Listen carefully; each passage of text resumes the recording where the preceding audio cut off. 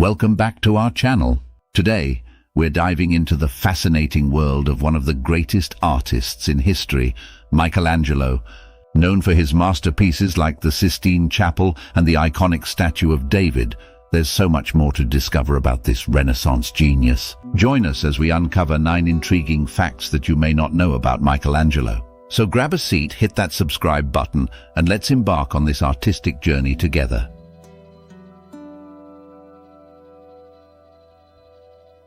In 1972, a person named Laszlo Toth, who was not thinking clearly, went into St. Peter's Basilica and used a hammer to break Michelangelo's Pieta. The attack caused damage to the statue, including breaking off Madonna's nose and forearm, as well as part of her eyelid and veil. Restoration teams later found many pieces of marble from the statue, including one that a tourist had sent to the Vatican after taking it during the chaos. It took 10 months to fix the Pieta before it could be shown again, but this time it was protected behind glass. In 1991, a similar thing happened to the David, when someone with a chisel broke off part of a toe on its left foot.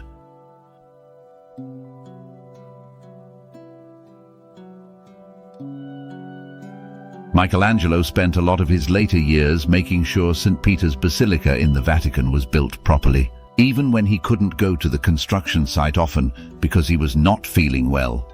He kept an eye on the work by sending drawings and plans to trusted workers. Michelangelo loved sculpting the most, though, and he kept working on sculptures in his home studio until he passed away. Just a few days before he died at the age of 88, he was still working on a sculpture called the Rondanini Pieta, which shows Jesus in the Virgin Mary's arms.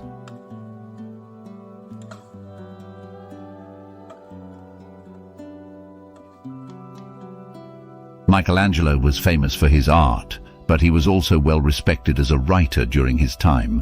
He wrote many poems and songs, around a few hundred, while he was busy working on his sculptures in his workshop. Michelangelo's poetry had a lot of wordplay and covered various topics like sex, getting older, and even his struggles with an overactive bladder, which he expressed as a drippy duct compelling me awake too early, even though he didn't officially publish these works while he was alive. They were widely shared among the educated people in Rome during the 16th century, and some composers even turned them into music.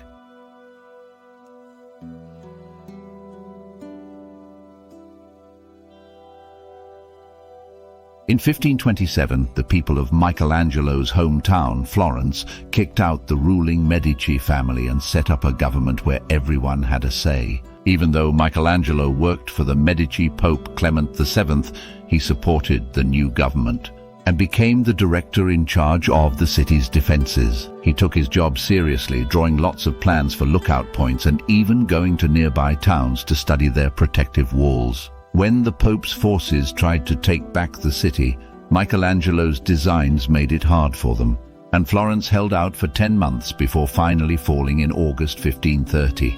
Michelangelo could have been punished for being on the other side, but the Pope forgave him and hired him back right away. However, things were still shaky for Michelangelo in Medici-controlled Florence. When the Pope died in 1534, Michelangelo left the city for Rome and never came back.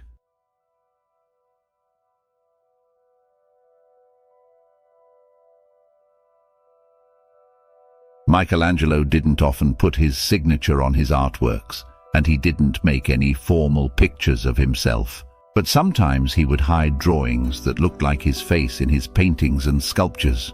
The most famous one is in his painting called The Last Judgment in the Sistine Chapel from 1541.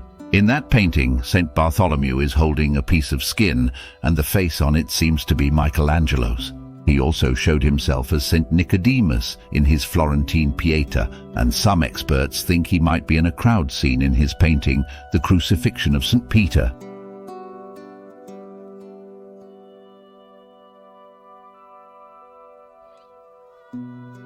Starting in 1505, Michelangelo worked for 9 different Catholic leaders called pontiffs, from Julius II to Pius IV. He did a lot of different jobs for the Vatican, like making fancy knobs for the Pope's bed, and spending 4 tough years painting the ceiling of the Sistine Chapel. Michelangelo didn't always get along well with the popes. He had a tough time with Pope Julius II, who was argumentative. One time he worked for 3 years on a fancy front for a building for Pope Leo X, but the Pope suddenly cancelled the whole project. Later on, Michelangelo had better relationships with other popes. Pope Paul III even defended one of Michelangelo's paintings, The Last Judgment, when some church officials thought it had too many naked figures and was inappropriate.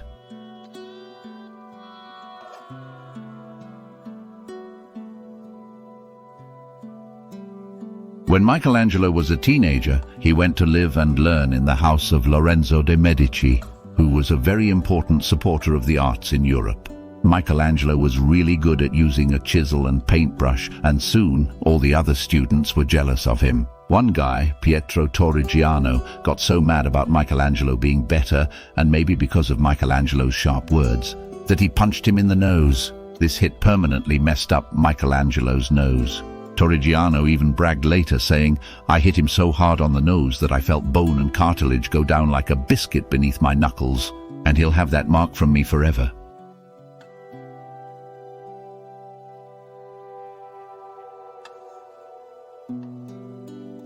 Michelangelo was very particular about the marble he used for his sculptures. However, for his famous statue David, he used a block of marble that other artists thought was too difficult to work with.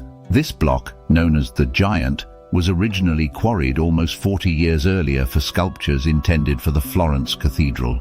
Those sculptures were never made, and the marble had become rough and damaged from being outside. By the time Michelangelo started working on it in 1501, it already had chisel marks from other frustrated sculptors. Michelangelo managed to turn this discarded block into one of his most brilliant works, but recent studies on David suggest that the poor quality of the marble may have caused it to deteriorate faster than other marble statues.